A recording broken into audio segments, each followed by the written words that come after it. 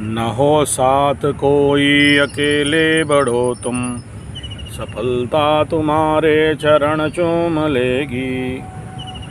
ये कहावत, ये एक कविता का पंक्ति व्यक्ति के जीवन में बहुत सारे समस्याओं का समाधान कर देता है, क्योंकि हम सब ज़िंदगी में एक ही समस्या में रहते हैं कि हमें कुछ करने के लिए किसी का साथ चाहिए। और जो व्यक्ति जीवन में साथ ढूंढता है, साथ का इंतज़ार करता है, वह व्यक्ति स्वाभाविक रूप में पीछे रह जाता है, आगे नहीं बढ़ पाता है। इसलिए यह बहुत ज़रूरी है कि यह पंक्ति जीवन का सूत्र और मंत्र बना लेना चाहिए कि हमें जीवन में अपने ध्येय मार्ग पे, अपने लक्ष्य के मार्ग पे अकेले ही चलना है और किसी का इंतज़ार नहीं करना है। हम जब चलेंगे तो स्वाभाविक बात है, हम सफ़र अपने आप मिलते जाएंगे और जीवन का लक्ष्य, ध्येय हमें किसी भी कीमत में आज नहीं तो कल प्राप्त हो जाएंगे। बस अगर कुछ ज़रूरी है तो यह मात्र इतना कि हमें चलते रहना है, चलते रहना है, चलते रहना है। एट एनी कॉस्ट, किसी भी कीमत में हमें अपने लक्ष्य के मार्ग में चलते रहना है। यही सफलता का सबसे बड़ा कुंजी है, चाबी है। और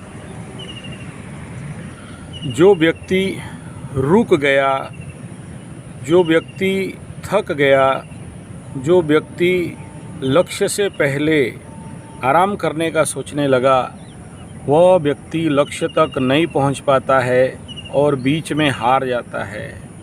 जैसे झांसी का रानी अंग्रेज़ों के साथ लड़ते लड़ते दिल्ली जाने का निर्णय में एक निर्णय गलत हो गया कि हमें इंतज़ार करना है या हमें रेस्ट लेना है।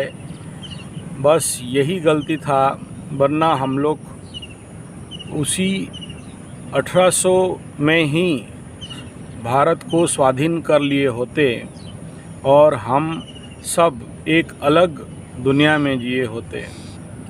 यानी जो दूसरे के इंतज़ार में रहता है या लक्ष्य से पहले आराम करना चाहता है, उसका जीवन में स्वाभाविक बात है सफलता सहजता से नहीं प्राप्त होते और जीवन अधूरा, आधा और लक्ष्य से पहले अपने को कहीं ना कहीं भटकाव में फंसा देते हैं, जिसका परिणाम जीवन में लक्ष्य प्राप्ति नहीं हो पाता।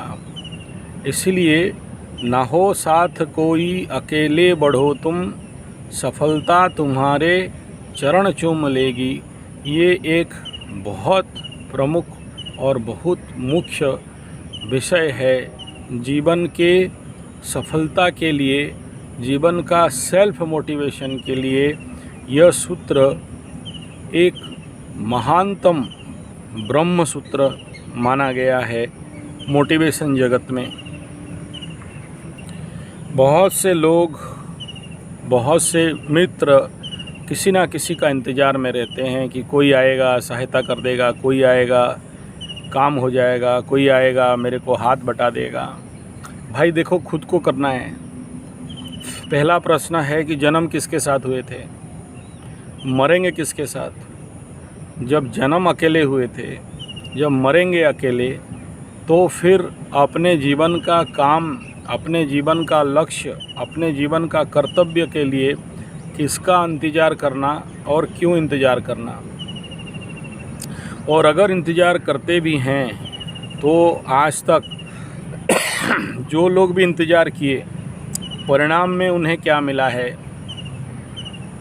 तो आप ऐसे लोगों को देखोगे जो लोग दूसरे का इंतज़ार में रह जाते हैं, आखिरी में उनके हाथ में शून्य शून्य महाशून्य ही लगा है। और इसके तहत एक सुंदर कहानी भी है।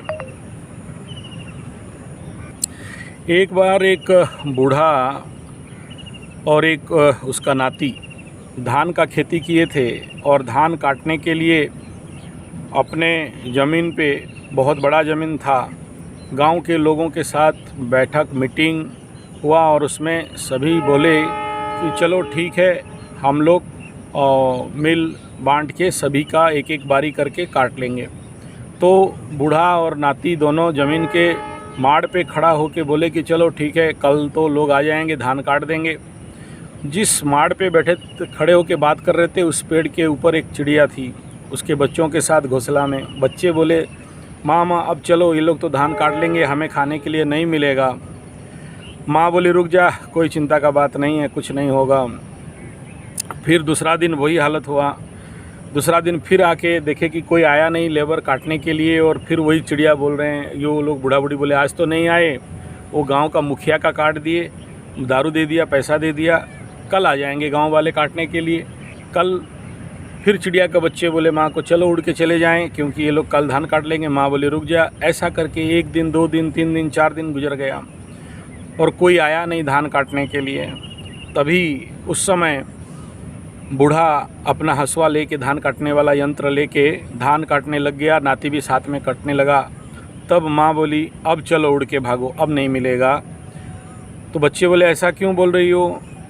बोले, जब आदमी खुद ठान लेता है तो वो कभी पीछे नहीं देख सकता, पीछे नहीं रह सकता, वो सफलता के शीर्ष तक पहुंच ही जाता है, लक्ष्य प्राप्ति कर ही लेता है। इसलिए हम लोग अब उड़ के चलें। तो इस कहानी से यही सीख मिलता है कि जो आदमी खुद ठान ले और जो आदमी किसी का इंतज़ार नहीं करे, किसी के जीवन में सफलता चरण चूमता है। वीडियो अच्छा लगे तो लाइक शेयर कमेंट सब्सक्राइब ज़रूर करिए। संपर्क नंबर 9437580589 या फिर 9938727418।